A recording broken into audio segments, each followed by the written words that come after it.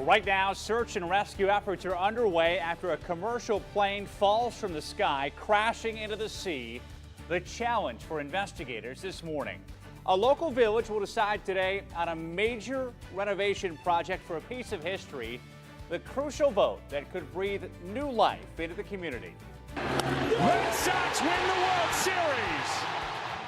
And the city of Boston is celebrating this morning as the Red Sox bring home another World Series title. Why fans are getting used to being the big winners. Today is Monday, October 29th. Live, local, breaking news. You're watching News Channel 3, live at 5. Okay, 5 a.m. on a Monday morning. Great to have you alongside. Monday Fastcast in a moment. No rain right now, Kent County. S-curve looks good. Grand Rapids, live eye. Good morning. I'm meteorologist Jeff Porter. This is live Doppler radar. We have some light rain straddling the Allegan-Berry County line, moving southeastward. School at 5:18 and Hope at 5:22. In the day ahead, we'll linger a shower through 8 a.m. or some sprinkles. 42, 47 for lunch, and a lot of clouds lingering on this final Monday of October. 48 at 5 p.m. Kalamazoo 44, Battle Creek 41, 40 in Hastings. How cold for trick-or-treating? Kirk, your Halloween cast at 5:07. Breaking overnight, a plane crashes near Indonesia with more than 100 people on board. Good morning, I'm Kirk Mason. This is a developing story we're following right now. The Lion Air flight crashed into the Java Sea shortly after takeoff. It is not yet clear if there are any survivors. Let's get right to our News Channel 3 Alert Center with Jessica Wheeler. Jessica. Kirk, details are still coming out right now. We do know the Indonesia passenger plane was carrying 188 people when it crashed minutes after takeoff. This is a look at some of the debris that has been found so far. The country's search and rescue agency shared these pictures as it works to recover the wreckage. We know the Lion Air flight JT610 was a brand new Boeing 737 MAX 8 passenger jet. The airline says it lost contact with the flight shortly after takeoff from Indonesia's capital of Jakarta. 178 adult passengers, 1 child, 2 babies, and 7 crew members were on board when the plane crashed into the Java Sea. It was supposed to be a short flight from Jakarta to Pangkal Pinang. The Indonesian finance minister just announced there were 20 ministry officials on board who are returning to their posts after spending the weekend with their families for a public holiday. Family members of those involved in the crash are gathered right now at the airport waiting for any word on what happened. The fuselage has not yet been located. Officials believe it has sunk to the bottom of the sea. Rescuers are on scene right now. So far, officials not saying if there are any survivors or what a potential cause for that crash might be. Live in the Alert Center, Jessica Wheeler, News Channel 3. The Boston Red Sox waking up World Series champions this morning. Red Sox win the World Series! 5-1 the final tonight! This is the Red Sox 4th World Series title in the last 15 years. They beat the Los Angeles Dodgers in Game 5 last night. The Dodgers lost Game 7 of the World Series last year to Houston by the same 5-1 score.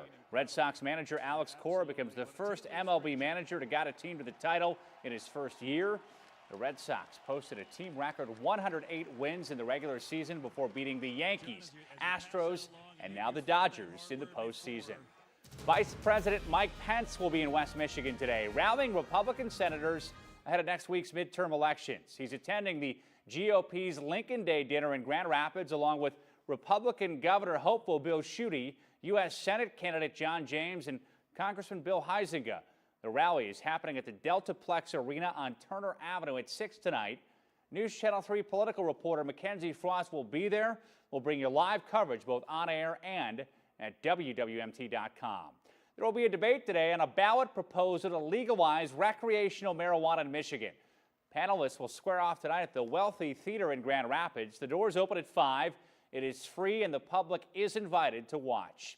Now, you can find all of our political coverage leading up to next week's midterm election right here on News Channel 3. Tonight and tomorrow will feature in-depth reports on Democrat Jocelyn Benson and Republican Mary Tretter Lang. They're the candidates running for Michigan Secretary of State. Look for these stories starting tonight on News Channel 3 live at 5. Today, a Portage woman accused of abusing her 5-month-old twin boys, killing one of them, is expected to learn her punishment. Jennifer Moeller pleaded guilty to second-degree murder and first-degree child abuse earlier this month. Police responded to a home on Woodlawn Drive in January and found the brothers with injuries and signs of physical abuse. Authorities say Moeller admitted to hitting the boys to keep them quiet. One of them died from his injuries. The other was placed in protective custody. Moeller is expected to be sentenced in Kalamazoo County Court today. A big vote in Vicksburg today. The village is looking to move forward with redevelopment plans for the old paper mill. News Channel 3's Jake Brent live this morning outside Vicksburg High School with a closer look at these plans. Jake. Well, Kirk, they're having tonight's village council meeting at the high school because they need the room. There has been so much buzz and excitement around this project around Vicksburg that they really need the room, and the buzz and excitement has been building with every step forward in this project. Now, what they're voting on tonight is to approve a $50 million development project for the old mill. Now, the redevelopment plan, called The Mill, is being spearheaded by Paper City Development, which is run by Vicksburg native turned Seattle entrepreneur Chris Moore. Now, he's hoping to save the historic building by turning the old mill, which has been vacant since 2001, into a multi-use regional attraction.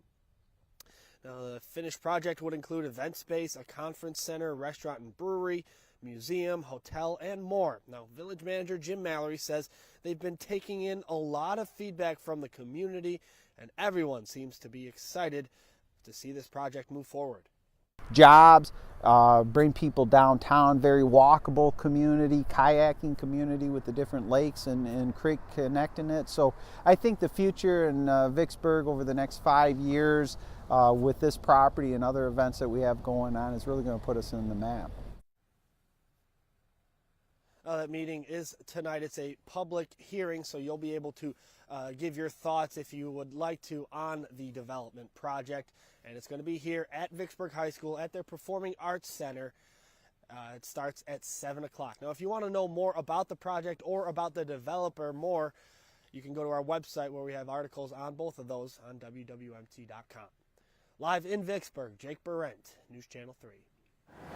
Jake, thank you. Now 5:07 on the clock. Your Halloween forecast in seconds. First, take it zone by zone, and we have 48 in Kalamazoo, 48 in Battle Creek, 47 in Hastings, and a morning shower is on the menu. Live Doppler radar in seconds. Trick-or-treating forecast, no rain. Overarching story, mostly cloudy skies. 48 degrees. We love that. We're following rain right now. Southeast side of St. Joe County. Should be at the Hickory Corner School at 5:20 and Mill Grove at 5:36. When a thunderstorm is possible, how much rain through Halloween? Kirk, that's at 5:20. The man who authorities say gunned down members inside a Pittsburgh synagogue will face a judge today. What prosecutors are now trying to do. And cyber hackers are constantly trying to get their hands on your personal information. The summit in Michigan today, working to stop this from happening.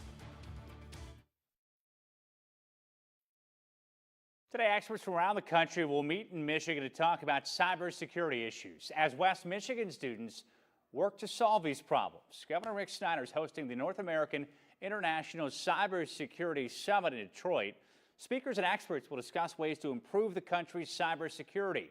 The final round of Governor Snyder's High School Cyber Challenge is also happening during the event. Kalamazoo Area Mathematics and Science Center is the only local school to make it to the finals this year. The Cyber Summit will take place at the Cobo Center in Detroit today. A suspect accused of mailing pipe bombs to some critics of the president will appear in federal court today. What's expected to happen before he faces a judge? And despite a warning for people to avoid dressing up chickens this Halloween, why the CDC now says go for it, but why you should still be careful.